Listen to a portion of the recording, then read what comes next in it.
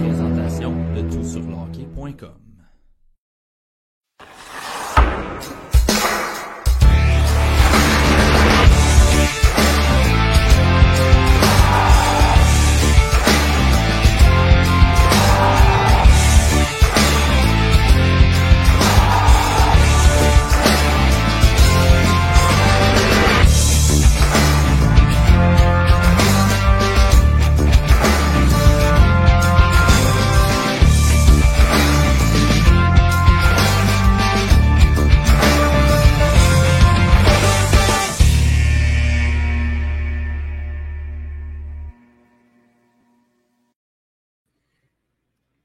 Deuxième épisode de la semaine du TSLH Podcast pour les membres Patreon.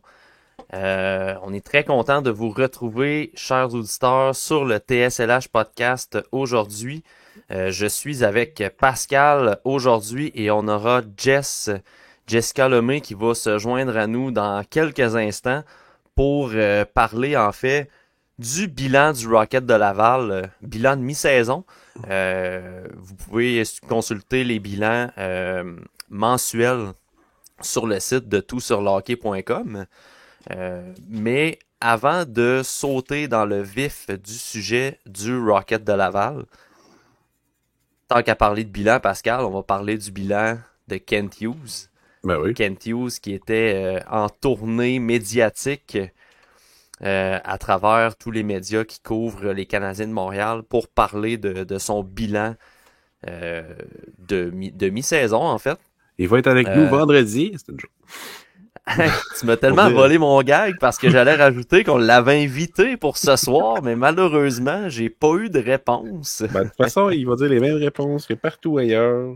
Fait que ça sert pas à grand-chose, sauf si tu l'as en premier ou en deuxième. Là. Exact. On sort souvent surpris de voir qu'on n'a pas eu nécessairement beaucoup d'informations dans ces bilans-là, mais c'est un classique, là, tu sais. Un DG ira pas ouvrir son jeu, montrer ses cartes à l'approche de la date limite des transactions.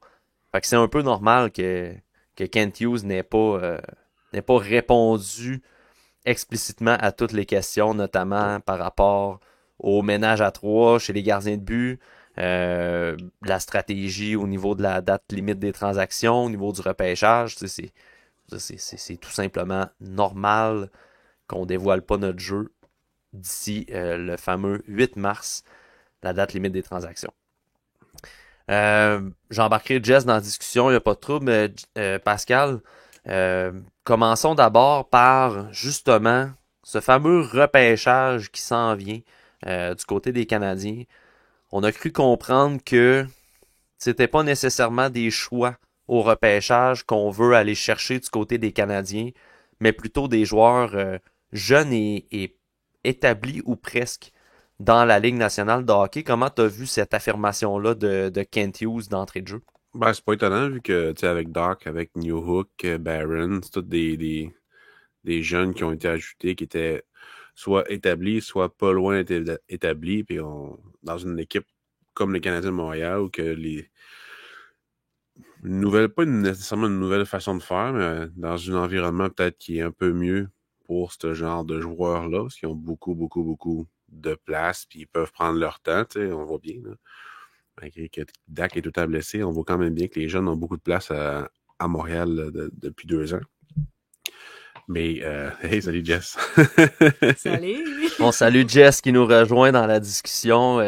Salut Jess, j'espère que ça va bien. Ouais, ça va bien vous autres? Ben oui, ben oui. On est en train de... Ouais, c'est ça, on est en train de discuter, en fait, Jess, du point de presse de Kent Hughes, de sa tournée médiatique au niveau de ce qui s'en vient, le bilan de mi-saison et tout. Pascal nous expliquait un peu là, sa vision par rapport aux jeunes joueurs qu'on viserait plutôt que les choix au repêchage. Fait que Pascal, si tu veux poursuivre dans ton élan, vas-y. Le rebuild n'est pas fini, mais le début du rebuild est fini, dans le fond. Les choix, accumuler des espoirs, des hauts choix et tout, ben, au moins, arrêter d'accumuler des choix lointains. D'après moi, ils vont probablement plus essayer de monter au repêchage ou juste jumeler ces choix-là avec d'autres joueurs pour en accumuler des meilleurs. Ils sont vraiment là-dessus, là, ces termes. C'est funny. C'est funny, le rebuild. Non, le rebuild, j'ai même la misère à le dire aujourd'hui. Rebuild. Bon, désolé. Fait que ça va juste par la force des choses. Après, ça fait 1 an et demi, 2 ans qu'il est là, qu'il accumule des jeunes joueurs puis des choix. Donc là, c'est sûr qu'il va commencer à essayer de concrétiser un peu son plan pour juste parfaire son noyau. Parce que, tu sais, on le dit depuis longtemps, le Canadien, sont profonds, même si ils sont tout le temps blessés. Là. Ils ont beaucoup de jeunes de milieu de formation, défensive ou offensive, mais ils manquent de talent élite. Ben là, il faut qu'il aille en chercher le talent élite. Pas capable d'en repêcher, il va falloir qu'il en cherche pendant transaction. Jess, de ton côté, toi, tu suis le Rocket de Laval assidûment, on doit se l'avouer. Tu vois la jeunesse progresser au sein du club école. Comment tu vois cette affirmation-là de Kent Hughes qui privilégierait plus des joueurs NHL ready ou presque plutôt que des choix au repêchage? Est-ce que tu penses un peu comme Pascal que le rebuild serait terminé puis on a confiance aux jeunes qui se développent dans l'équipe présentement? Oui, tu sais, je pense on veut un noyau qui grandit tout ensemble. Fait assurément qu'en allant chercher des gars dans ces eaux-là, dans ces âges-là, ça va venir se greffer, tu sais, déjà au noyau. Euh, à Laval, ils font quand même une très belle job de développement, Oui. là. Tu sais, mettons, si on compare avec l'année passée, là, beaucoup moins de vétérans. Le développement aussi qui est quand même là. Byron qui est là pratiquement à toutes les pratiques. Fait que je trouve que quand même, ça prend je pense pas que ce soit des gars qui s'en allent directement dans la Ligue nationale, tu sais, qui vont acquérir. Peut-être qu'ils vont acquérir des gars qui se développent dans la Ligue américaine ou qui se développent pas assez dans la Ligue américaine. Un peu comme Cederqvist, là, qui sont allés chercher Ouais. pour aider le Rocket. Ça reste un gars de 23 ans, tu sais. Peut-être qu'il y a 2 ans, on aurait vu un vétéran arriver, genre Charles Hudon, là. Là, on a misé sur un gars qui a des bons attributs puis qui s'est pas nécessairement développé. C'est pas une superstar, on s'entend. Mais il y a quand même, tu sais, il y a quand même des bons atouts puis on mise un peu plus sur le développement pour, tu sais, venir polir ces gars-là. Mais talent élite, c'est sûr, là. Ça s'apprend pas, là. Fait que, ouais, j'aime bien ce que je vois. La définition de joueur NHL établi ou de jeunes joueurs proches ou NHL ready est quand même assez large, on s'entend là-dessus. Euh, Rapidement, Pascal, Jess, euh, quel joueur pourrait justement figurer dans cette définition-là de cible potentielle pour Kent Hughes au repêchage? Parce que, tu sais, on va se le dire, ce type de transaction-là que Kent Hughes veut faire, un peu à la Kirby Dach, à la Alex Newhook, ce sont pas des transactions qui se font à la date limite des transactions généralement, Généralement, mais ouais. plus l'été au repêchage. Fait que selon vous, quel joueur, ça peut être au pluriel aussi, mais pourrait représenter une cible pour le CH au repêchage cet été via transaction?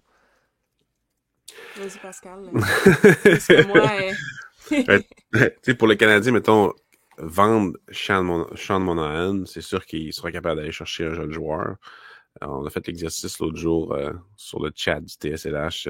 Ça va quelques noms, dans le fond, qui pourraient peut-être intéresser les Canadiens de Montréal. Mais mettons, si tu veux vraiment cibler des jeunes qui sont dans la nationale de hockey, tu sais, moi, je pense à des gars comme Capo Caco, Travis Zegras, c'est sûr qu'il va être sur la table dans toutes les rumeurs de transactions avec ce qui se passe à Anaheim, puis tout ce qu'on entend dans les derniers jours. Est-ce que ça m'intéresse? Ça dépend du prix.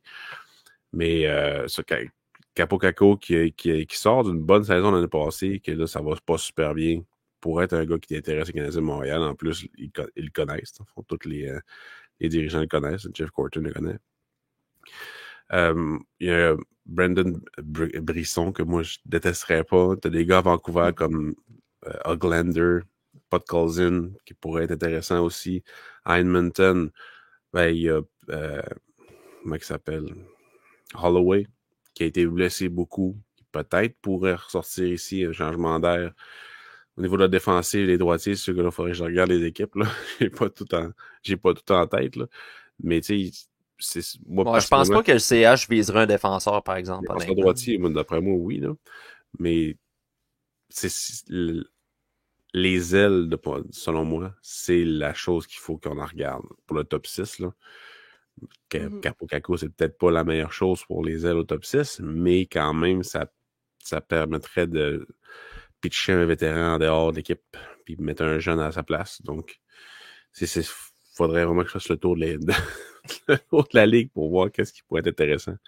Ben, voir les dernières années, quels jeunes sont allés en arbitrage, en fond. Souvent, ces jeunes-là Mhm. sont échangés pas longtemps après. Donc, ça serait un petit exercice intéressant à faire. Jess, de Pour ton faire du côté, t'en pouce, avais-tu en tête, ouais. toi?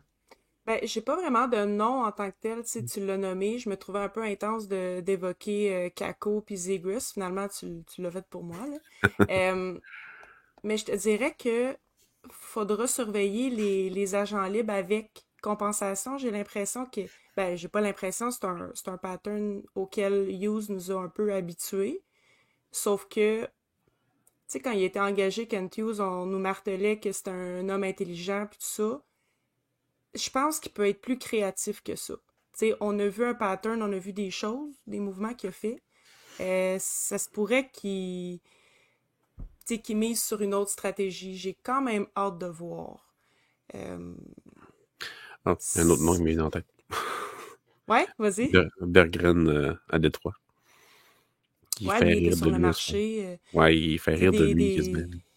Ouais. Fait que, tu sais, puis en parlant d'agents libres avec compensation, ça me fait penser à Justin Barron puis Arbor Jackay. Tu sais, si on pense que, mettons, un Mailloux ferait plus le travail que Barron, ce que je peux pas répondre en ce moment, à l'heure actuelle, ben on va peut-être, tu sais, le monnayer ou... Mhm. J'ai vraiment hâte de voir, tu sais, ça va vraiment dépendre, tu sais, là, le cap augmente, le marché, tu sais, l'année passée, les agents libres, ça a tout été des 1 an, même les bons joueurs, fait que, tu sais, ça change vite, là. Fait que, selon la tendance, peut-être qu'on va être avantagé ou peut-être qu'on le sera pas du tout, tu sais.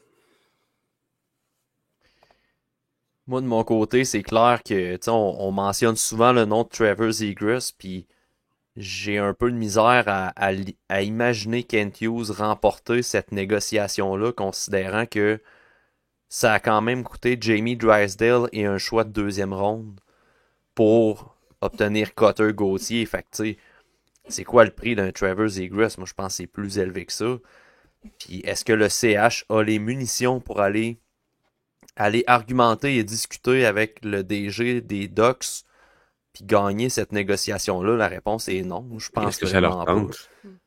Puis est-ce que ça leur tente? C'est ça. Mm. Tu sais, je pense qu'il y a une espèce de culture à Montréal qui s'installe au niveau de la volonté de gagner, puis je remets pas en doute la volonté de gagner de Trevor Zegras, mais je pense que des joueurs qui démontrent de la fantaisie, puis qui ont démontré que quand ça se corse, puis quand il y a de la compétition derrière, parce que Zegras, cette année, il y a de la compétition avec les McTavish, avec les Carson Ouais. qui se développent dans l'équipe, on dirait que ça l'a un petit peu écrasé. Il y a des bonnes chances que la négociation de contrôle l'ait écrasé aussi. Fait que, tu sais, est-ce qu'il y a le mental pour venir dans un marché comme Montréal? Est-ce que c'est vraiment la pièce manquante pour dire que le CH est prêt à rivaliser en série? Côté talent, je pense que oui, mais côté attitude, je pense que ce serait pas nécessairement une cible pour l'organisation de Kent Hughes là, présentement. Ouais. Mm. Bon, pas mal dans ce même sens-là. Ouais, puis tu sais, à la limite, Zegras, il reste quoi, 2 ans de contrat, si je me trompe pas, il a signé pour 3 ans. Tu Ah, il y a c'est rien ça. qui t'empêche d'aller frapper un coup de circuit ou de, tu sais, faire un gros move dans 2 ans. Puis, écoute, tu sais, on a vu des gars vouloir quitter des endroits, puis, tu sais, la valeur, elle baisse là, considérablement Ouais. quand tu sais que le gars veut partir. Fait que ça va être le cas à Zegras, je le sais pas. Mais ça va être à suivre. Tu sais, d'ici 2 ans, on n'est pas là anyway. Fait que je vois pas pourquoi on ferait un move précipité comme ça pour lui en ce moment.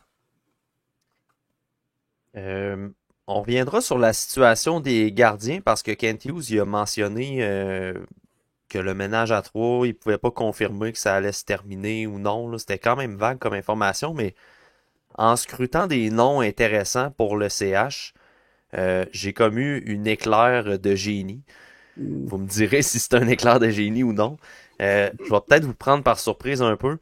Je sais que Kent Hughes a parlé de possibles transactions. Il me semblait ouvert quand même à échanger des choix de première ronde. On se rappelle qu'il risque d'en avoir deux en 2025. Mhm. Fait qu'il y a quand même des munitions à ce niveau-là. Mais est-ce qu'il pourrait pencher vers le marché des joueurs autonomes? Puis on a souvent parlé de William Nylander comme une cible pour le marché des joueurs autonomes. Là, il a signé un très gros contrat avec Toronto. Mhm. Puis ça fait 4 matchs qu'il n'a pas fait de points, mais bon. Puis, tu sais, là, on parlait un peu de Zegras et tout. Je serais curieux de vous entendre au sujet de Jake Gensel, un ailier avec les Pingouins qui a gagné, qui a côtoyé le meilleur joueur au monde dans sa génération en Sidney Crosby, qui devient agent libre à la fin de la saison. Les rumeurs veulent que le clan Gensel n'a pas négocié encore avec les Pens parce qu'on attend de voir un peu la direction que va prendre l'organisation en fonction de la vieillesse.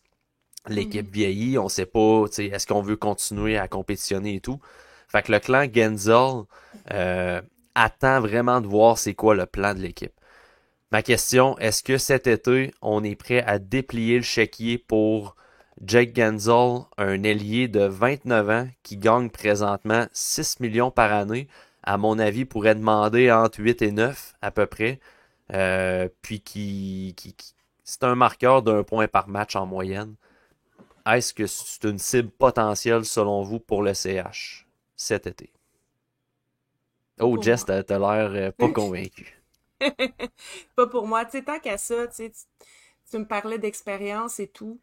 Euh, Tu sais, moi, tant qu'à aller chercher un gars sur le marché, tu sais, j'irais re-signer Toffoli, tu sais. Si tu veux un gars pour entourer tes jeunes, puis mais pas Genzo à 29 ans. Pas pour moi.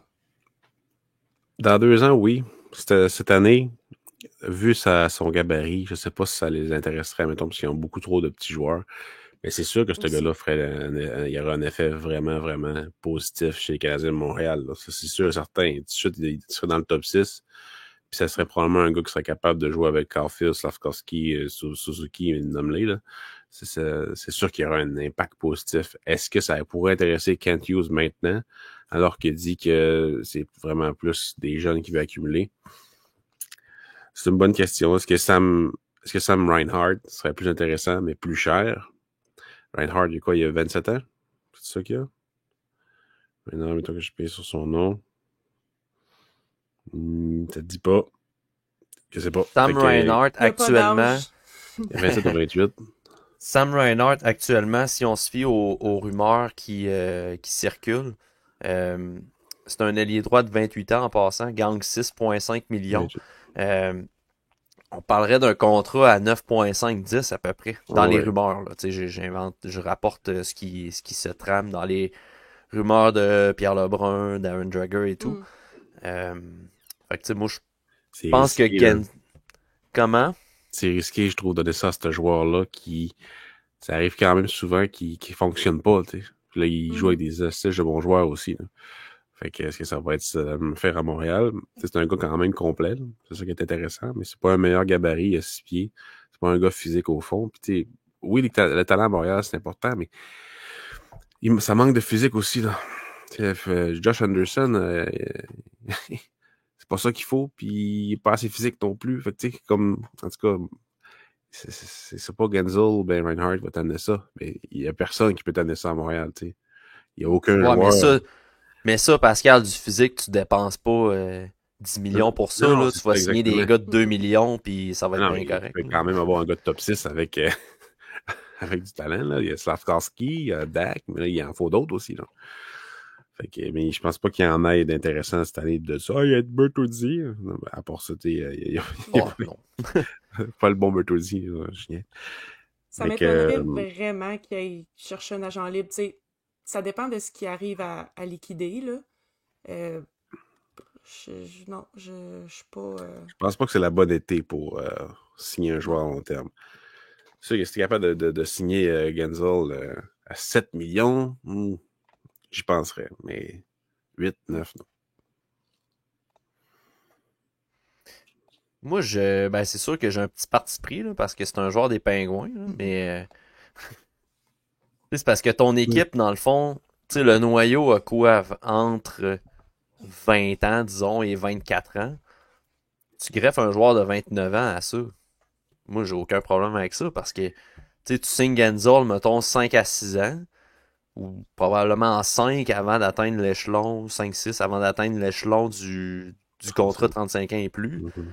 Euh, Ça te donne quand même un 5-6 ans avec un joueur très talentueux et expérimenté pour amener ton noyau vers le pic de son potentiel, en fait. Puis, tu es capable de payer Genzel à son gros contrat avant que ton noyau atteigne le moment où ils vont signer quand même des gros contrats, comme des Slavkovski.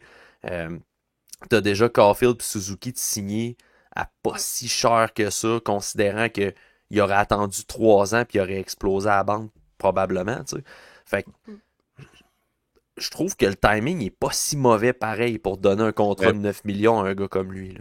je serais pas si difficile que ça à convaincre parce que tu le payes pas. Donnes pas des assets pour lui, tu l'as gratuitement. C'est ça. Tu le payes, oui, mais tu l'as gratuitement. C'est ça qui est plus intéressant que, mettons, acquérir William Nylander à date limite, là. Non, là, parce qu'il a signé, mais mettons, là, il y a qu'acquérir Mm. un gars assez jeune pour le signer, pouvoir le signer à long terme, là. Tu sais, il y a ça qui pourrait être intéressant. Mais je sais pas si le Canadien, ça l'intéresserait, mettons. Moi, je suis déçu. Je regarde la liste des agents libres, puis Il n'y a pas pensais, Jess, que grand-chose. je pensais que t'allais nous parler d'Anthony Manta, là, mais bon. Mhm. Ben, tu sais, tu peux l'ajouter à un petit contrat à la fin de l'été pour dire, hey, regarde, on va se donner de la profondeur, puis on espère qu'il revienne en force, mais tu sais, acquisition principale du CH, je mettrais pas de l'argent sur Anthony Manta, là, disons. Là. Non, il y a Non, peut-être Brady Shea qui on a pourrait déjà assez l'intéresser. de contrats, là. Ouais, Non, ouais, c'est ça. ça pourrait. Bref. Alright, dernier petit point sur le point de presse de Kent Hughes. On en parlait tout à l'heure, le ménage à 3 des gardiens de but. Kent Hughes qui mentionnait euh, en fait que il pouvait pas garantir qu'il y avait une transaction qui s'en venait sous peu. Je peux quand même le comprendre, là. Honnêtement, comme je disais en intro, tu peux pas vraiment dévoiler ton jeu à l'approche de la date limite des transactions. Euh, Qu'est-ce qu'on fait avec les gardiens de but? Est-ce que, tu sais, moi personnellement, je vois vraiment Jake Allen se faire échanger, mais est-ce que Mhm. tu l'échanges un peu à la perte ou t'attends jusqu'au repêchage puis t'espères pour le reste de la saison qui augmente sa valeur pour qu'au repêchage, tu le passes dans une transaction X impliquant d'autres joueurs et des choix, au risque de terminer la saison avec 3 gardiens de but. Fait que, comment voyez-vous cette situation-là? Moi, c'est ça que je veux partir, là. Peu importe le Mhm. prix, là. OK. Je pense pas qu'il vaut cher. Il a pas des bonnes stats. Oui, on dirait que quand il est là, les Canadiens ils se font scorer beaucoup de buts, pas tout le temps de sa faute. Mais il y a comme pas de milieu pour lui cette année. Puis c'est sûr que l'aspect mental est là. C'est sûr qu'il y a des distractions pour lui de voir 3 gardiens de but. Puis... Mais niveau valeur, tu sais, je pense pas qu'il vaut si cher que ça. Est-ce qu'ils vont se donner mettons, est-ce qu'il va acquérir un contrat pour la fin de l'année? Ça se pourrait aussi, là, pour pouvoir le liquider avec un choix. Ça se pourrait, mais je pense pas qu'il vaut super cher. Ouais, j'ai un peu ton avis. Tu sais, je pense pas qu'il partirait à tout prix. Je pense que ben, j'ai entendu qu'il y avait un prix, tu sais, qui a été établi, puis c'est bien correct, là, étant donné qu'on est à quoi? Un mois et demi là, de la date limite. C'est plus ça l'avance, plus t'as des conversations. Tu sais, beaucoup de conversations qu'on. Les insiders puis nous autres, on n'a aucune idée que ça se passe. Là. Euh, c'est sûr que plus tu t'approches du deadline, plus t'as des chances qu'une équipe fasse comme, OK, je regarde les Kings, je suis comme, tabarouette, comment est-ce qu'ils vont faire pour se démerder en avant du net, là, tu sais, c'est quand même une grosse année, puis là, ça glisse, ça glisse. Fait que, tu sais, il y a peut-être une équipe qui va paniquer. Sinon, moi, j'ai aucun problème à le garder pour le reste de la saison, de toute façon. Tu sais, on a tellement eu de problèmes avec les blessures, puis les gardiens, que là, tout le monde est en santé. Tu sais, c'est vraiment comme une autre réalité, tu sais, puis ça se peut qu'il se blesse aussi, que quelqu'un se blesse, on verra, mais... Bon. Touche du Écoute, bois, je là. suis pas mon prophète de malheur, là. Ben, prochain match. Ouais, c'est ça, prochain match. Mais moi, ce qui me fait hésiter par rapport à la transaction de Jake Allen, c'est la disponibilité de plusieurs gardiens de but sur le marché. Ouais. C'est le marché des gardiens.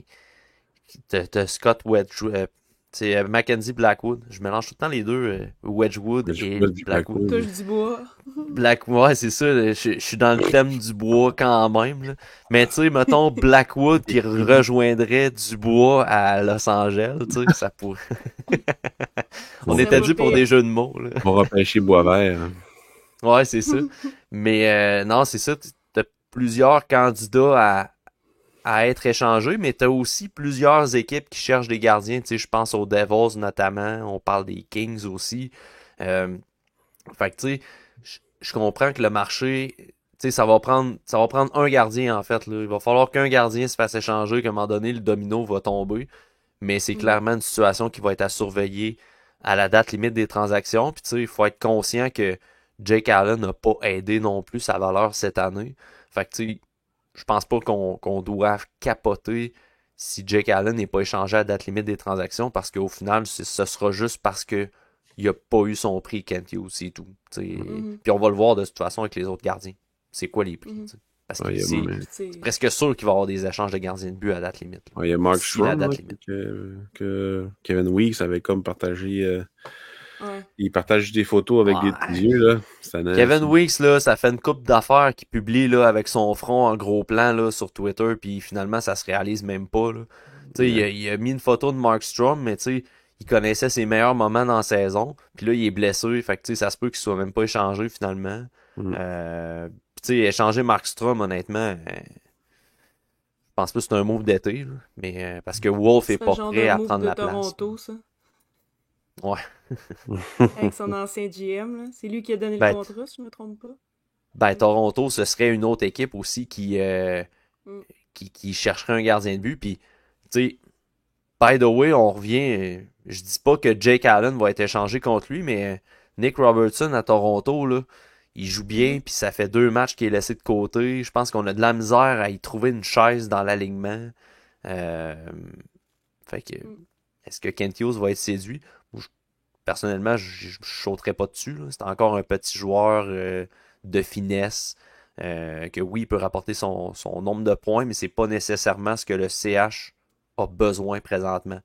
Pas qu'ils n'ont pas besoin de points, mais je pense que les petits joueurs de finesse, on peut passer à autre chose, honnêtement. C'est pas un gars rempli de talent au point que je me déchausserais pour lui. Là. Shooter! Ouais, c'est ça. Alright, c'est ce qui met fin au sujet de l'heure, étant le point de presse, la tournée médiatique de Kent Hughes. Jess t'a manqué ça d'ailleurs, mais on avait une information privilégiée en ouverture de show.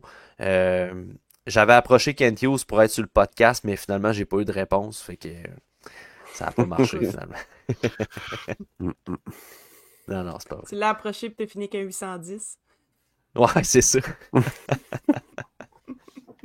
Alright, bilan du Rocket de Laval.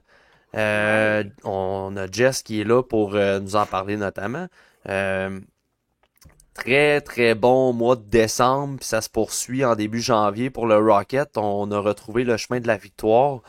Je commencerai par un petit point, Jess. Puis t'as nommé son nom tantôt par rapport à Philippe Sederqvist. On a vu l'arrivée de Casimir Kaskisuo dans l'équipe. Par la suite, on est allé chercher Sederqvist. tu sais, ben, Cederqvist, c'est peut-être pas nécessairement un vétéran de la Ligue américaine, mais Kaskisuo, c'en est un. Mhm. On a senti que, tu sais, son calme, son professionnalisme, euh, puis aussi, je veux dire, il est calme dans sa personne, mais il calme le jeu aussi, sa patinoire. Mhm. Est-ce que selon toi, c'était quelque chose qui manquait avec le Rocket, tu sais, de l'expérience et des bons joueurs pour justement venir calmer un petit peu cette équipe qui est jeune encore? Euh, oui et non. Je vais t'expliquer pourquoi. Ben, Kaskisuo, c'est sûr que s'il avait été là en début de saison, JF Full, il aurait été bien content parce que, tu sais, il disait en début de saison, il dit, ben, on a deux gardiens. Bon, man, il y avait quoi, 20 matchs de jouer dans la Ligue américaine. Il dit, on y va avec deux recrues, mais on va faire avec, tu sais, c'est ça qu'on a. On va faire avec ce qu'on a. Puis, je pense qu'ils ont été patients puis qu'ils ont bien évalué, tu sais, qu'est-ce qui était disponible comme gardien sans aller chercher un contrat puis sans, tu sais, faire un move de panique, là. Euh, mais assurément, lui, ça solidifie vraiment la position de gardien de but. Ça faisait longtemps qu'il n'avait pas gaulé. Tu sais, ça C'est faisait champ 9 gauche mois. en sacrament, là. Ouais, ouais, mais le gars, tu sais, ça en dit long sur son éthique de travail. Tu sais, oui, il y a le YouTube et tout, là, mais le gars, il s'est quand même gardé, tu sais, ready, puis il s'est entraîné, puis, tu sais, son puck tracking il est vraiment excellent. Tu sais, honnêtement, je sais qu'il a été bon dans la Ligue américaine. Il a joué un peu avec les Leafs, mais pas ben ben. Mais, tu sais, si en ce moment il est rouillé, j'ai hâte de voir dans un mois, il va avoir l'air de quoi, là. Fait que, tu sais, ça, c'est quand même un très bon signe, tu sais, de le voir comme ça, performer, tu sais, ça en dit long sur la personne. Fait que ça, c'est important quand t'as un jeune goaler en dobèche tu sais, qui a besoin d'avoir du soutien. Euh, je te dirais que Cedervis, oui, ça l'aide, mais c'est plus le retour de Bourque puis le retour de Heinemann dans l'alignement qui ont comme ramené un peu tout le monde dans la bonne chaise. Puis, tu sais, j'en ai parlé beaucoup avec Philippe Maillet qui a vraiment l'air d'un gars qui se met beaucoup de pression, puis il l'a dit souvent depuis le début de la saison. Il veut accompagner les jeunes, il veut produire, mais tu sais, il revient de la KHL, il faut qu'il se réajuste, tu sais, c'est physique, c'est pas un gros gars. Il faut que tu apprennes à connaître tes coéquipiers aussi. Fait que, tu sais, lui, quand Bourque est revenu, c'est comme si il y avait comme vraiment un poids qui était tombé, puis il a commencé à jouer plus librement. Fait que ça fait un peu tomber tout le monde dans la bonne chaise, parce que, tu sais, on voyait Maillet à prendre la place d'un Anthony Richard l'année passée en termes de points, là. Fait que, c'est ce qu'il donnait pas depuis le début de la saison. Fait que là, j'ai comme l'impression que tout le monde, ça tombe un peu en place. Puis avec Arbor Jackay qui est descendu, veut pas, on a plus de renforts que l'inverse. Que, tu Ouais. sais, mettons, comparé à l'année passée. L'année passée, on avait un club de Trois-Rivières pratiquement, là. Fait que, tu sais, je trouve que on a. Là, ça commence à ressembler à un line-up pas pire, là. C'est assez complet. Puis même s'il y avait des blessés, tu sais, il y a quand même Légaré qui est blessé, il y a Keeper, Farrell. Bourque qui est revenu, Farrell. Tu sais, le pire, c'est que tu sais, je suis en train de l'oublier, Farrell, puis c'était un des meilleurs, là. Parce Ouais. que, en termes, tu sais, en termes d'équipe, tu sais, ça l'a pris, là. Fait que ces pertes-là te font moins mal, mais c'est sûr, Farrell, moi, ça m'inquiète, là. Ouais. Surtout que il est tombé les pieds dans la bande puis que c'est haut du corps, là.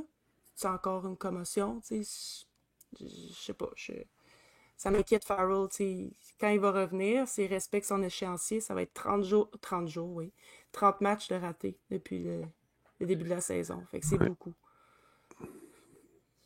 Les, euh, les impacts au niveau du coccyx, puis parfois même un impact au bas du corps quand tu as eu plusieurs commotions Mm. dans le passé, juste ça, ça peut redonner des symptômes. Fait qu'effectivement, il y a quand même lieu de s'inquiéter dans le cas de Farrell.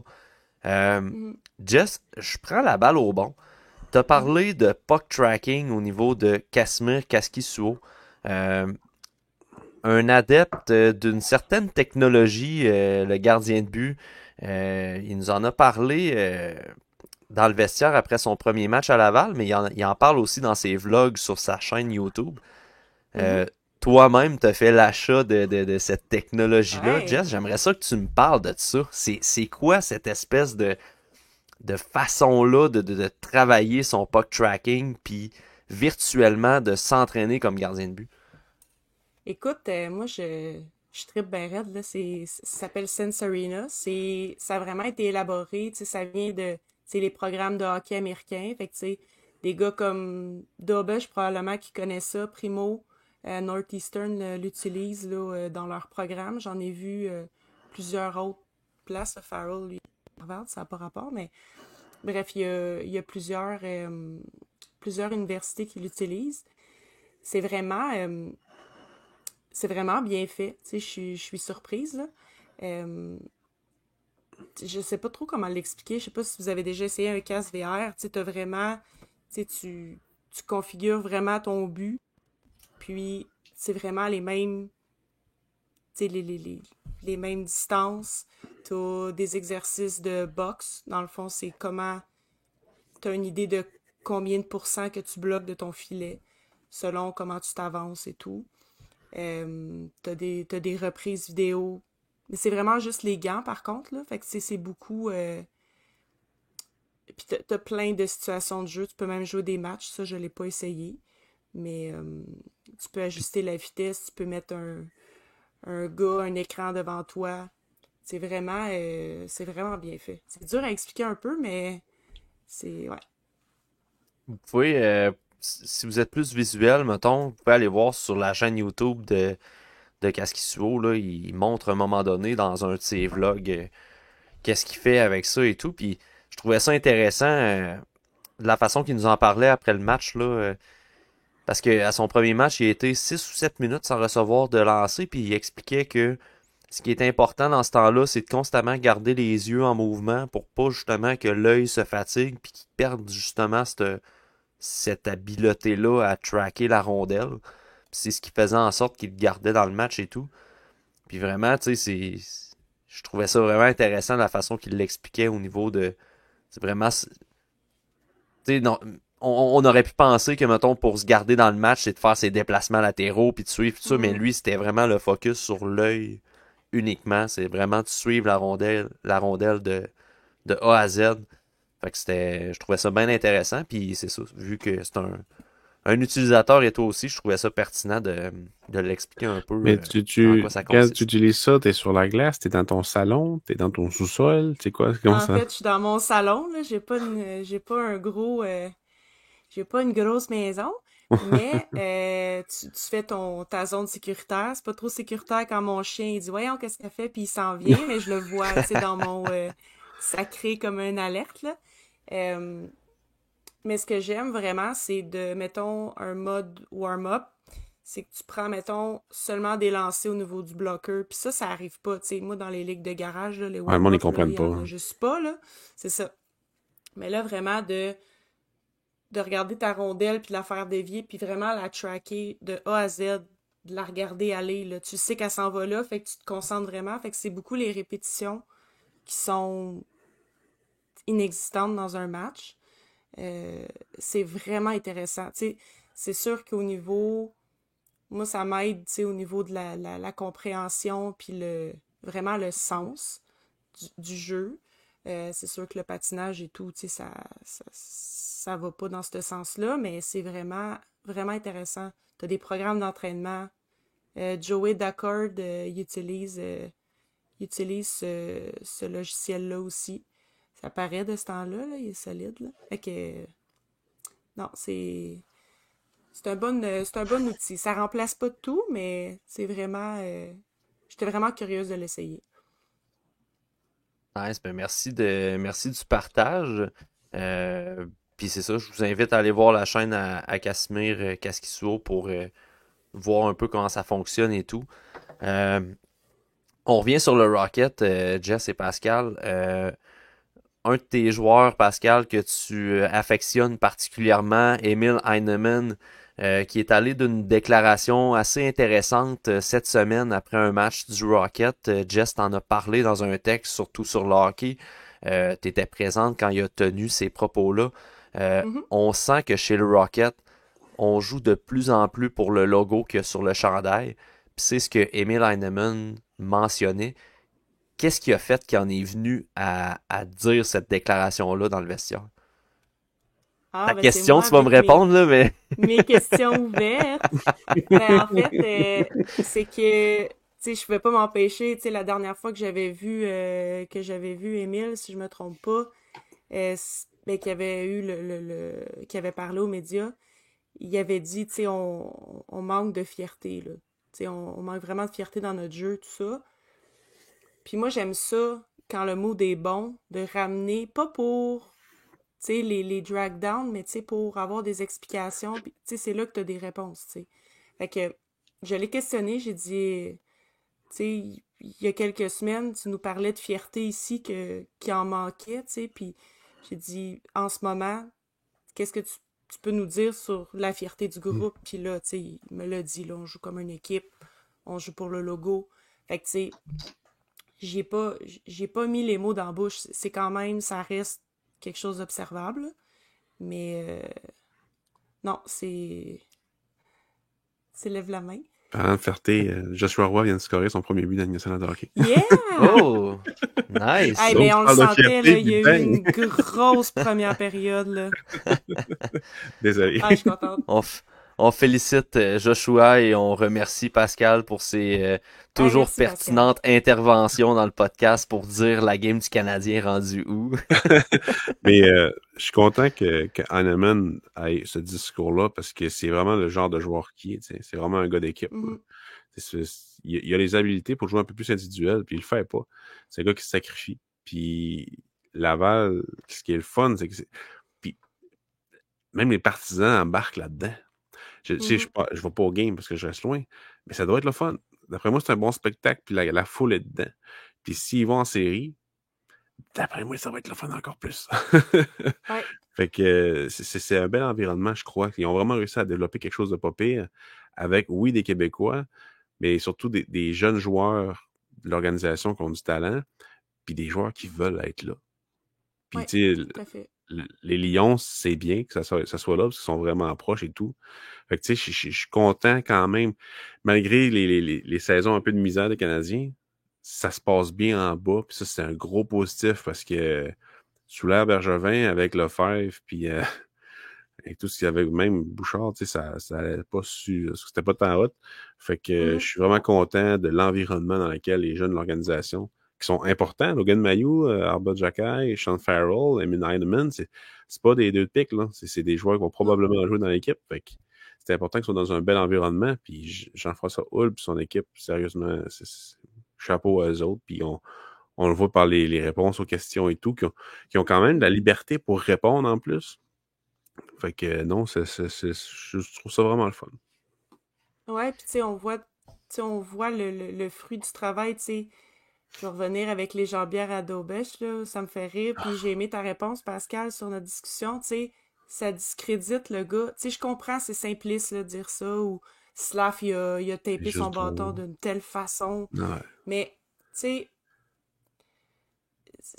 quand tu vois tout le travail qu'ils mettent, là, puis le coach de gardien de but, Marciano, travaille très fort avec Daubèche, puis c'est pas facile. Puis à Laval, c'est vibrant, il y a une ambiance, Daubèche, il y a de l'énergie, tu sais, c'est pas évident pour lui, là.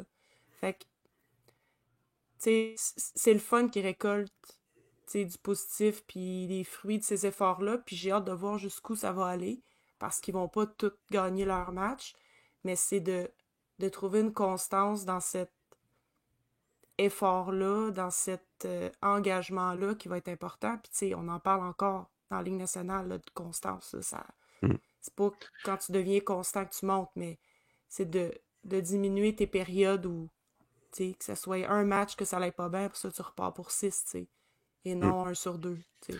Puis parce que de quoi qu'on parle ici, c'est que il y a, je pense, chez Michel Laprise puis Anthony Marcotte qui en parlent assez souvent, que depuis que Daubèche a enlevé ses jambières complètement rouges, il est bon.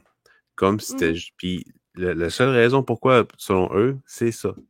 Mais c'est la fait que j'avais dit dans le chat, c'est que c'est tellement réducteur sur tout le travail que le jeune et l'équipe mettent sur ses performances. C'est pas à cause que tu changes de pad que t'es meilleur. Tu ça fait peut-être partie du processus de Phoenix, de renaître de ses cendres, mais c'est le travail qui fait en sorte qui est aussi bon que ça. C'est juste un addon que les pads, ça donne ça. Là. Mais j'haïs ça quand ils font ça, sérieusement.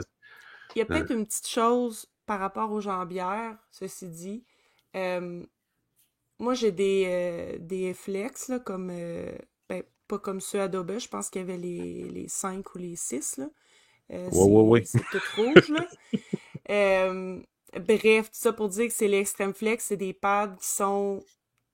Tu sais, là, c'est plus le 5 qui est fait, là, c'est rendu True qui fait les jambières, puis il y a vraiment une particularité parce que je me magasine des custom True éventuellement, puis il y a vraiment quelque chose au niveau de l'absorption des retours, tu sais, il y a vraiment une conception qui est pensée, tout ça, fait qu'il y a peut-être une différence, tu sais, dans... qui va mieux pour lui dans sa gestion de retour, que ça rebondit peut-être moins, que c'est peut-être moins flex en haut de la jambière, fait que ça le maintient, peut-être, là. Surtout à un niveau aussi élite. C'est pas vrai que c'est ça, mais c'est pas vrai que c'est que ça, là, c'est ça. En fait...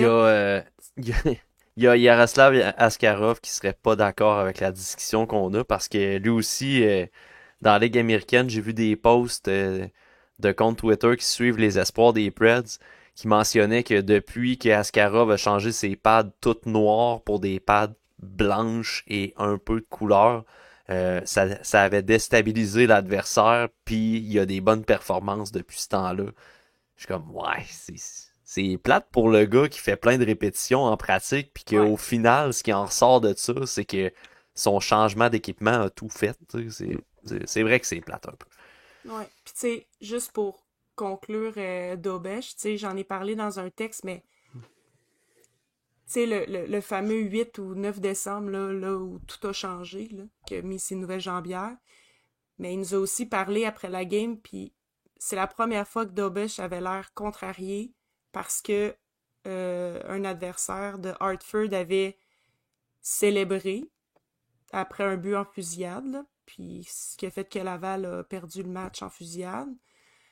Je pense que c'était le match du lancer du toutou ou celui d'avant, là. Bref, puis Dobesh était pas content, puis il était comme... Ça me donne du fuel, ça, tu sais. Mais il nous avait dit ça le lendemain, là, tu sais, qu'il était pas... tu sais, qu'il était pas content, puis depuis ce temps-là... Puis tu sais, je t'en avais parlé, Matt, dans les précédents podcasts, que Dobesh, tu sais, il a l'air du gars qui veut jaser avec tout le monde, qui veut être là, puis tu sais, qui veut tout absorber autour de lui, mais que, tu sais, à un moment donné, il faut que tu sais, il est comme tombé en mode gamer plus. Ouais, c'est un ça, compétiteur. Il fallait juste qu'il trouve comment retrouver sa zone-là. personnalité, sa glace, puis toute sa zone, comme tu dis. Tant mieux Beaucoup si c'est plus ça. concentré depuis. Tu sais, oui, il va se pogner, oui, il va pogner Mayu, non, il va pas te battre, mais ça reste que quand le jeu reprend, il a pas l'air partout en même temps, il a l'air focus, tu sais. Il y a moins de la TDA. Ouais. C'est Faut le pas type de gardien de diagnostiquer. but. Ouais. C'est le type de gardien de but qui est, une fois fâché, il peut être excellent, tu sais. Ouais, c'est Mais ça. c'est ça. Faut qu'il trouve le juste milieu. Parce que tu peux pas toujours être high dans tes émotions, surtout une position critique comme un gardien de but. C'est la même chose pour un lanceur au baseball. Tu sais, c'est deux positions que toute la responsabilité va arriver sur toi quand les défaites arrivent, mais quand les victoires arrivent, on parle très peu de toi, tu sais. Fait que c'est pour ça que émotionnellement, il faut que tu sois quand même assez central parce que si t'es dans un extrême ou l'autre, ça peut être catastrophique. C'est des bobites des gardiens de but, là, tu sais, dans la Ligue nationale de hockey. Ils sont complètement différents des autres, pas mal sûr que les lanceurs aussi. Juste Gagné, là, Éric Gagné au baseball, comment il était spécial, là, c'était fou, en tout cas. Ben, imagine, j'étais gardien de but quand j'étais jeune, puis j'ai toujours été lanceur au baseball. Des fucking genre de bébite, moi, là. J'étais gardien de but aussi, mais C'est ça l'explication. Tout s'explique, voilà, enfin, le 17 janvier 2024, on vient de comprendre. Sur matpara.com. Ta blonde est en arrière de toi et elle fait des oui, là. Ouais, c'est ça. Elle m'a aidé. J'aimerais ça qu'on revienne plus sérieusement là sur non sur la fierté là. Tu sais, on parlait tout à l'heure que le Rocket a développé cette fierté-là de jouer. Le retour des vétérans a placé les gens dans la même chaise. On s'est sorti de la léthargie. On est rentré en confiance. Fait que la fierté est venue en même temps. Mais je voulais avoir ton opinion là-dessus, Jess. Est-ce que Arbor Xhekaj peut être qualifié comme un responsable de cette injection de fierté-là dans l'équipe? Je te dirais partiellement. Tu sais, c'est un sport d'équipe. Xhekaj, moi, je rêvais de le voir à Laval l'année passée, là. Moi, je trouvais que c'était ça qui manquait. Euh, Il y a un bel ascendant sur Mayu, que je tiens à souligner que Mayu joue beaucoup mieux que Xhekaj actuellement. Xhekaj, il a repris un petit peu les turnovers, moins appliqué un petit peu, je trouve, dans sa gestion de rondelles. Mais son jeu, il y a un impact, il y a un ascendant sur l'équipe au complet. Petite équipe, mais qui a du chien, qui a du caractère. Fait que Xhekaj, il y a plus, je pense qu'il y a plus d'impact en dehors de la glace en ce moment que sur la glace. Ceci dit, moi, je pense pas que c'est le gars que tu vas rappeler. Moi, je le laisserais un bon moment Ah là, oui. à Laval. Ça a l'air d'être un bon gars d'équipe. euh, Vraiment sympathique. Oui, il a amené, mais tu sais, je trouve que c'est un peu de tout, là. Mais assurément que l'adversaire le sait que Xhekaj est là. Puis il y en a qui se sont essayés, puis... Tu sais, Xhekaj s'est fait ramasser une couple de fois dans les derniers matchs aussi. Fait que, tu sais, c'est pas vrai qu'il sème la terreur autour de lui, là. Mais je trouve qu'il fait bien. Il fait bien les choses en ce moment. C'est un gars de gang. Tu sais, c'est vraiment. Ouais. Tu sais, souvent, justement, les gars qui se battent, pis tout ça, c'est des gars qui aiment profondément leur coéquipier. Tu sais. Pas le Mhm. choix, faut te défendre. Fait que c'est comme des effets de ciment un peu dans une équipe. Tu sais, ça amène tout le monde ensemble. Fait que je suis sûr, comme un peu comme tu dis, c'est pas toute. La raison, c'est pas juste lui, mais je suis sûr que c'est une des raisons qui aide beaucoup cette équipe-là. Tu sais, c'est un gars talentueux aussi. Là. Fait que, tu sais, Mhm. c'est sûr que en général, il aide. Mais si en Ouais. plus il aide en dehors de la patinoire dans une équipe assez jeune, c'est vraiment un gros tant mieux. Là. Ouais. Pour l'impact qu'il apporte dans l'alignement du Rocket, tu sais, t'as comme frôlé un petit peu le sujet, Jess, mais je voulais savoir, toi, Pascal, t'es-tu du même avis que ce serait peut-être une bonne idée de garder Arbor Xhekaj plus longtemps chez le Rocket, puis allons pousser la question jusqu'à est-ce qu'on le garde tout le reste de la saison, Arbor Xhekaj, à Laval? Ben, je te dirais que tant qu'il n'y a pas de blessure, je vois pas pourquoi il serait ramené à Mhm. Montréal. Puis qu'il joue, tu sais, il joue dans un environnement qu'il ne maîtrise pas. Il est pas parfait sur la glace, comme Jess l'a dit. Mhm. Donc, je vois pas pourquoi il serait rappelé. Strubble joue super bien. À gauche, Matheson, il joue. On dirait pas super bien parce que c'est tellement tout ou rien Il joue pour lui. beaucoup? Non, il joue beaucoup, mais c'est ça, c'est à cause de ça, c'est tout ou rien pour lui. Là. Fait que je vois pas pourquoi on le ramènerait pour Mhm. l'instant. Il joue des grosses minutes là-bas, il aide Mayu. Ils vont probablement jouer dès le début du camp l'année prochaine. Ils vont les essayer ensemble à Mhm. Montréal. Fait que, tu sais, prenez du millage, allez essayer d'aller en série, puis essayer d'aller loin en série, puis d'avoir ce fun-là sur la glace. Puis on verra l'année Mhm. prochaine à Montréal, tu sais. Parce que Hudson va venir l'année prochaine, Engstrom, Linebacker, fait que là, il va y avoir de moins en moins de place. Fait que Mhm. on verra l'année prochaine pour tout ce beau monde-là. Autant que, tu sais, au début de la saison, on trouvait que Juraj Slavkovski méritait peut-être de débuter dans la Ligue américaine pour son apprentissage, Ben, il l'aurait pour le bien mérité. de sa progression. Maintenant, de la façon qu'il a répondu avec le club, on voit que sa progression est beaucoup plus bénéfique dans la Ligue nationale à jouer avec un Suzuki puis un Caulfield. Mhm. Fait que si pour lui sa progression est peut-être meilleure en Ligue nationale, peut-être qu'on en est rendu à dire justement que Xhekaj, sa progression c'est peut-être mieux d'être dans la Ligue américaine, à un endroit où il peut justement épauler un jeune défenseur comme Mayu, mais aussi de vivre une course aux séries. Ouais. Parce que Mhm. je sais pas si t'es d'avis, Jess, mais je pense qu'on s'enligne quand même pour une course aux séries là, du côté du Rocket. Ouais. Ah ouais, définitivement. Je pense Puis que oui, oui. c'est un gamer, là. La Jacky, là, tu sais, je sais pas si nos auditeurs l'ont déjà vu, mettons, dans la OHL, mais pendant les séries, c'est un gamer. Il faisait la terreur dans les équipes adverses par son offensive, sa défensive et ses épaules puis ses points. Il était vraiment important pour les Bulldogs. Fait que, tu sais, ouais, c'est les Bulldogs. Fait que, faut qu'il moi, je trouve vraiment que c'est là qui serait le mieux pour lui, là, d'ici la fin de la saison. Slavkovski, il aurait probablement aussi eu une bonne progression dans la Ligue américaine. Juste qu'il il s'est passé de quoi? Il a peut-être changé ses pads.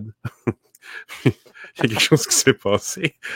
Il y a eu un déclic. Il a changé Il a soupé avec ses parents, selon le dernier article d'Anthony Martineau. Ce serait à partir de ce moment-là qu'il se sentait plus confortable puis que il y a comme eu un déclic, là, selon ce qui a été dit dans Ça a peut-être l'article. libéré quelque chose dans sa tête, mais tu sais, c'est le travail, les répétitions, les entraîneurs, puis tous ses coéquipiers. Mais tu sais, l'augmentation des responsabilités a vraiment eu un effet bénéfique pour Slavkovski, de jouer avec vraiment des bons joueurs, avoir un rôle précis, puis avoir un statut t'es pas obligé d'être le gars qui marque. Tu peux être le gars qui passe la rondelle, c'est deux bons temps. Parce que, je le dis depuis son repêchage, c'est un nestige de bon fabricant de jeux, Slavkovski. Mhm. Vraiment, vraiment. Un gars qui fabrique des jeux à partir du trafic. C'est assez rare, ça. Fait que, C'est bon pour Montréal, ça. oui, c'est bon pour Montréal parce que Caulfield et Suzuki, c'est des gars. Caulfield, c'est vraiment de périphérie. Il peut marquer de la périphérie, mais qui crée ses jeux de la périphérie. Puis Suzuki, c'est un peu un mélange de tout, mais tu sais, ça serait le fun que ce soit pas le seul qui aille dans le trafic. Slavkovski est capable de faire ça. Fait que c'est parfait de jouer avec ces deux-là. Puis même lui, avant qu'il soit repêché, c'est ça qu'il voulait. C'est parfait Ouais. pour lui, ça. Fait que moi, je suis vraiment content C'est que le monde se rende qui est vraiment élite. C'est vraiment un gars élite, que Slavkovski.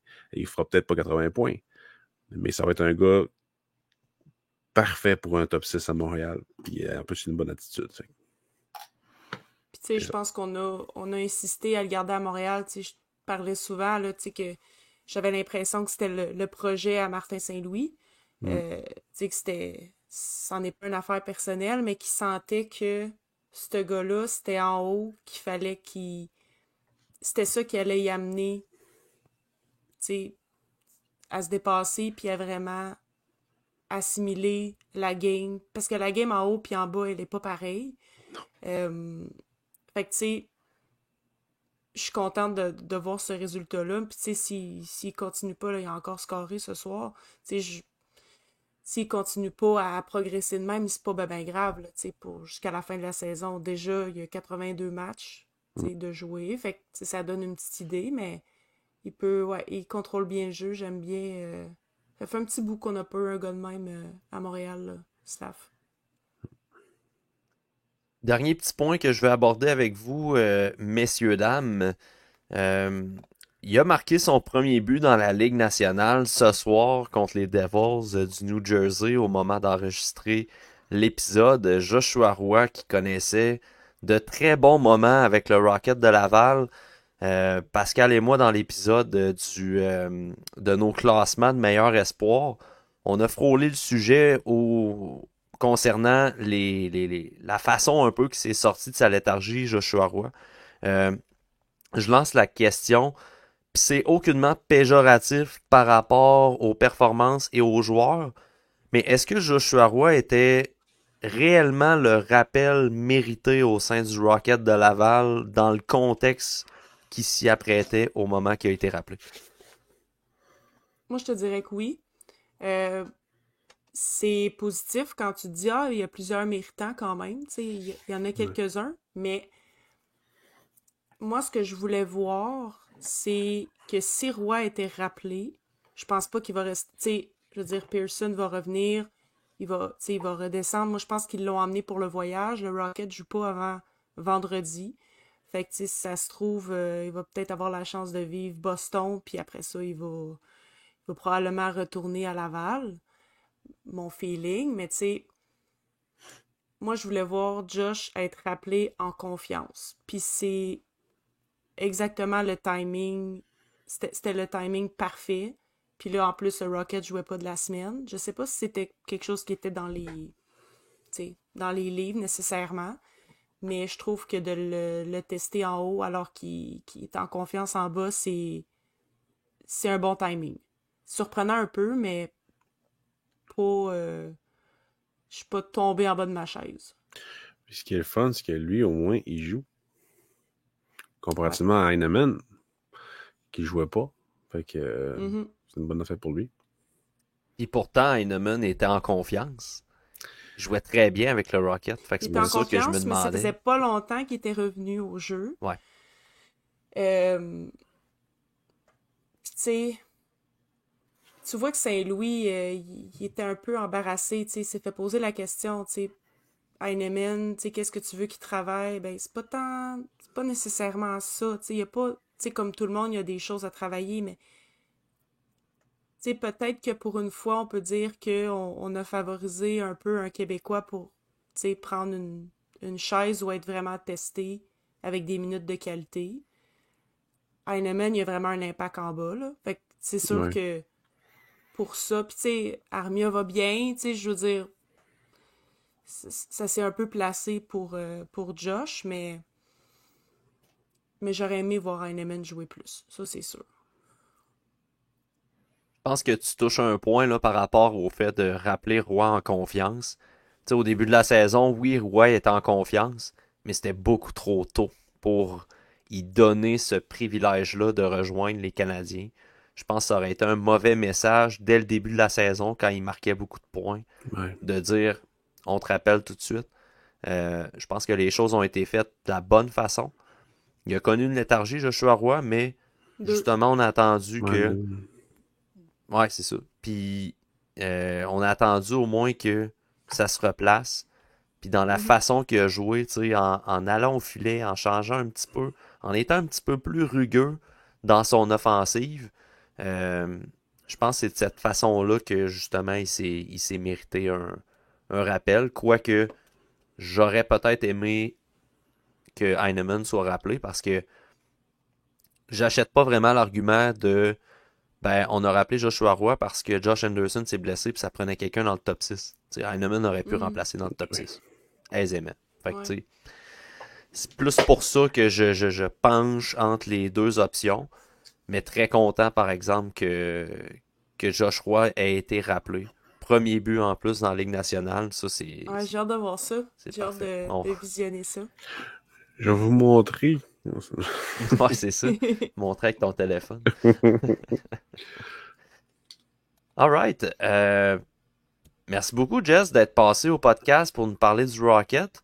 Merci Pascal d'être présent dans l'épisode, comme d'habitude. C'est ça. Je suis un acquis, moi. T'as plus besoin de travailler pour m'avoir. Ouais, c'est ça, exact. Pour les auditeurs, vous pouvez suivre Jess sur Twitter. Jess qui est notre rédactrice attitrée à la couverture du Rocket de Laval. Donc, pour avoir tous ces textes avec les échos de vestiaire, les points de presse des coachs, vous pouvez la suivre sur Twitter. Merci beaucoup, Jess, d'avoir été présente. Et puis, on se revoit dans un prochain épisode. On refera encore une fois un petit wrap-up de ce qui se passe au sein du club école des Canadiens de Montréal prochainement. Yes. Avec grand plaisir. Yes.